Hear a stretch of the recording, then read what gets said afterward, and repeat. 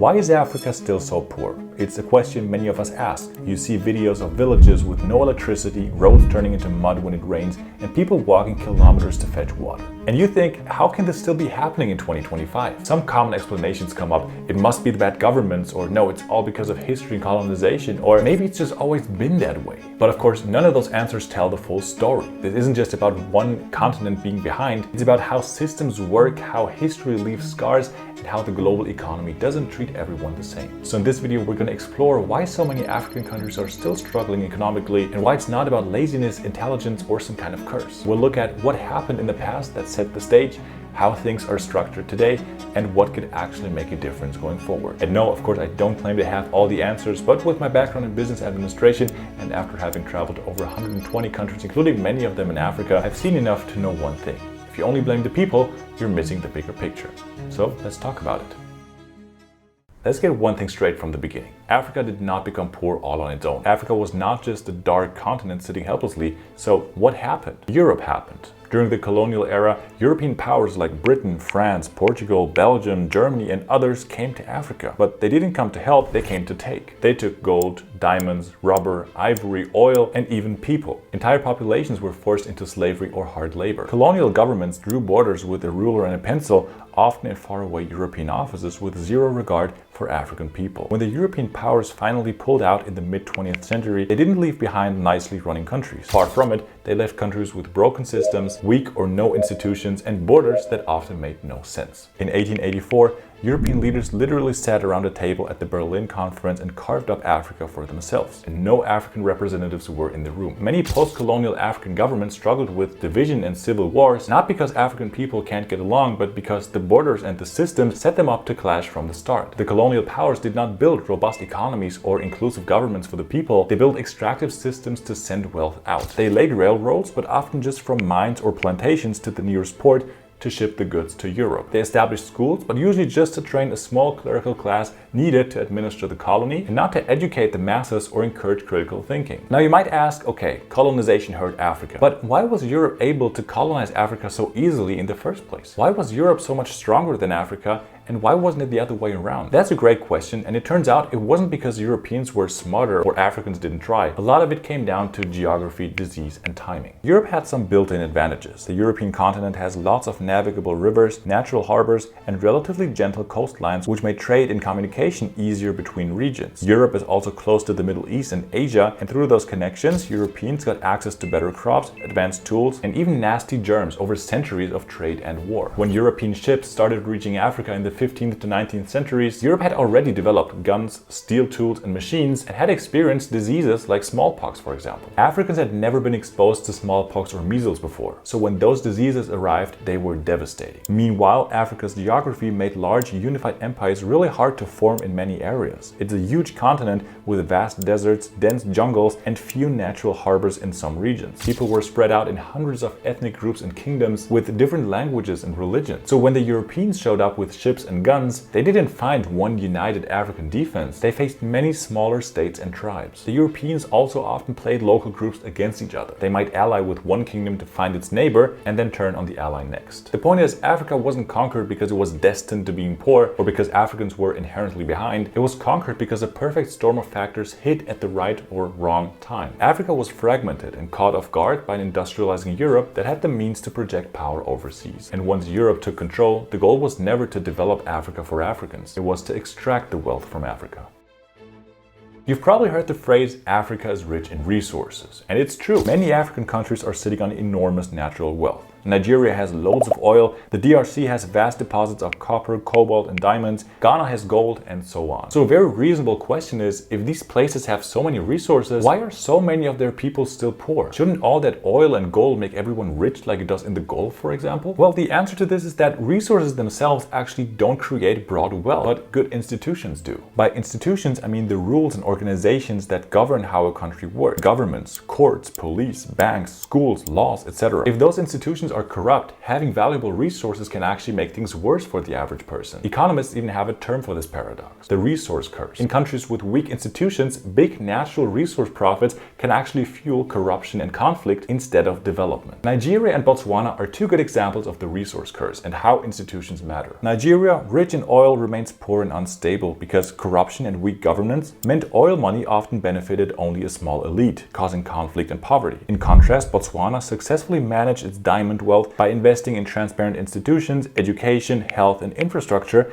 leading to higher living standards and avoiding corruption's worst effects. The big takeaway here is it's not about what's underground. If the system is corrupt or unfair, valuable resources often only help the powerful few. Laws aren't enforced properly, courts can be bribed, and public money disappears. This scares off honest investors and discourages local entrepreneurs. But in countries with fair rules, honest courts, and low corruption, resources can be a real advantage that benefits the whole population.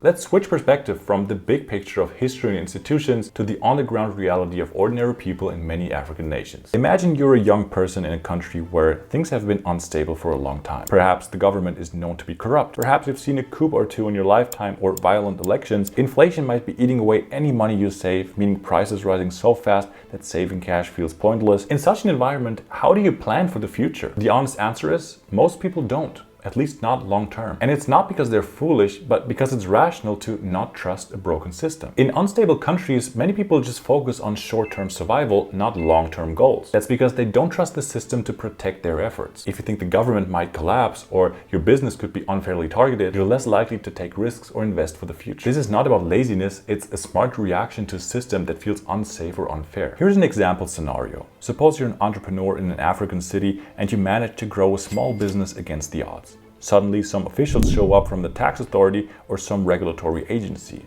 They hit you with a huge fine or reassess your taxes, not because you actually did something wrong, but because they smell success and want a cut. This is unfortunately not uncommon in some places. The incentive signal this sends to everyone is keep your head down, don't grow too much, don't stand out, or you'll become a target.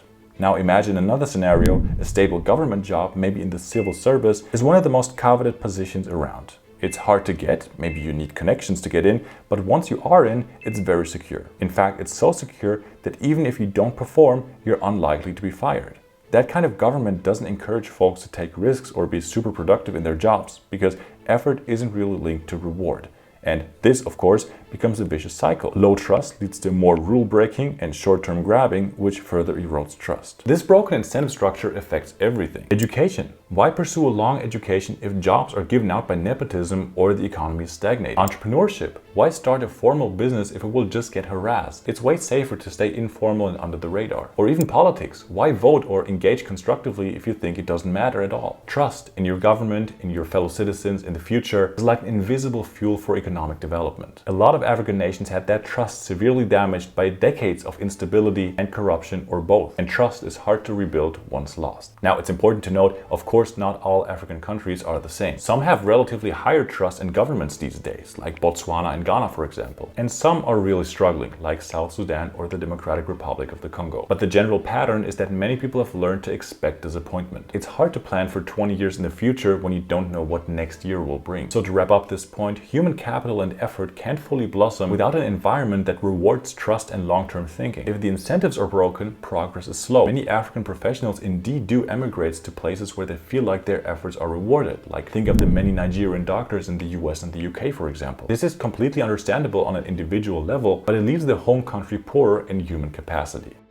We've hinted at geography already when talking about colonization, but there's a lot more to say. Africa has the most landlocked countries in the world, 16 in total. These countries have no direct access to the ocean, so they have to send goods through their neighbors' ports. That means longer travel times, higher shipping costs, and more border problems. For example, it can take a week to export something from Uganda that would have taken a day from a coastal country. Next, consider disease and health. Diseases like malaria, dengue, tuberculosis, and HIV are still common in many parts of Africa. In richer countries, these are mostly under control, but in Africa, they can still cause big problems. Many people also don't have clean water or sanitation, which leads to illness and takes up hours each day just to fetch water, keeping people away from school and work. Then there's climate and environment. Parts of Africa have too much water and others have too little, sometimes in the same country at different times of the year. And climate change is making extreme weather events more frequent, Many African economies still depend heavily on rainfall for agriculture, meaning if the rains fail, the economy tanks. This volatility makes it hard to plan and invest. Imagine being a farmer who's constantly unsure if this year will bring decent harvest or a devastating drought. You might be hesitant to invest in better seeds or fertilizer if you think it could all be wiped out by forces beyond your control. Another geographic factor is rapid urbanization. African cities are growing fast, but often too fast for the infrastructure to keep up. That leads to overcrowded slums without enough housing, roads, or electricity. While urban growth can be good for jobs and innovation,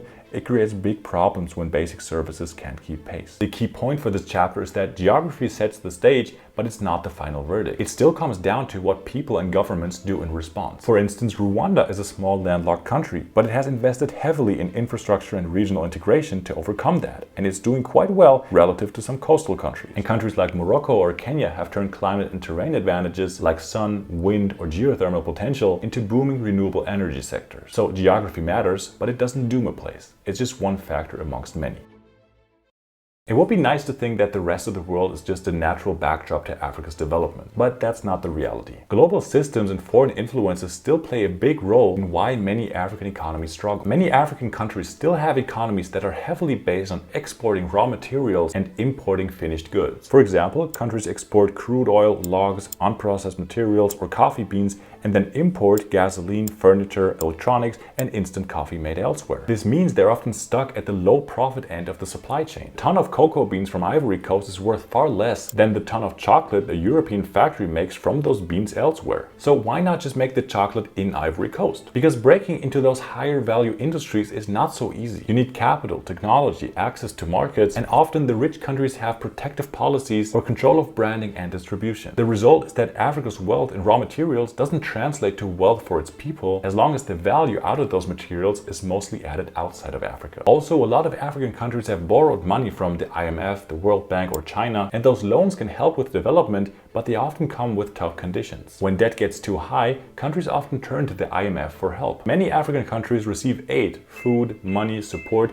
from richer countries or global organizations. This can help in emergencies like feeding people or building clinics, but aid also has a downside. When a big portion of a government's budget comes from aid, governments may focus more on keeping donors happy than serving their own people. Aid can also support corrupt leaders to use this money to stay in power. And aid can also undermine local businesses. For example, if free or cheap donated food floods the markets, local farmers struggle to compete and may give up farming. Or an influx of donated clothes like t-shirts from abroad can hurt local textile industries. There's also the issue of aid volatility. Aid can be cut off suddenly if donor priorities change and leaving projects half finished. So aid is a mixed bag. It has done a lot of good in humanitarian terms, but it hasn't by itself transformed economies. In some cases, it's even perpetuated a white savior narrative that Africa just needs charity, which can be disempowering. The best aid, many now believe, is to help countries stand on their own feet and not to make them reliant on external help. So to sum up this chapter, even as African nations try to build themselves up, they do face headwinds from the global system. It's like climbing uphill with a backpack full of rocks, and removing those rocks, or at least lightening the load, is part of the solution we'll get into next. After all these challenges, you might now wonder, is Africa doomed to be poor? And the answer is absolutely not. In fact, only focusing on the problems would miss the very real progress and potential happening across the continent. There are success stories and positive trends to be excited about, and they do give clues as to what works. The truth is, there's no single switch we can just flip, but a combination of smart moves can definitely change the trajectory. Well, Africa could strengthen institutions, so there's a solid foundations, and invest in people, meaning education and health, and align those investments with economic opportunities. You could create an environment where businesses, especially local ones, can thrive. That means stable policies, decent infrastructure, and access to credit. Also, engage with the world on fairer terms through things like AfCFTA and better trade deals. And perhaps most importantly, continue to nurture peace and stability, because without that, everything else can unravel. We've sadly seen conflict reverse gains in places like South Sudan or recently in Ethiopia's Tigray region. We should also note that across Africa, young people are driving change. This is a generation more connected through the internet and social media, more educated than their parents, and often less tolerant of the old ways of doing things. They are pressuring leaders for accountability and coming up with new solutions via technology and social entrepreneurship. Over time, as this generation takes the reins, it's pretty likely we'll see accelerated progress. They will still, of course, face the structural challenges we outlined, but they'll have the benefit of new tools and global consciousness. One thing I love is Africa doesn't need saving. It needs space, stability, and partnerships. Remember, many of the countries that are rich today had their fair share of turmoil and poverty in the past too, including European nations which were war-torn and feudal, or East Asian nations, some of which were just as poor as most African countries just 50 to 70 years ago. So change is possible. It's actually already happening in many corners of Africa, just not evenly or loudly enough yet. So thank you very much for watching and engaging with this deep dive. Feel free to drop a comment with your thoughts or questions and let me know what other topics you're curious about. So thank you very much again and see you in the next video.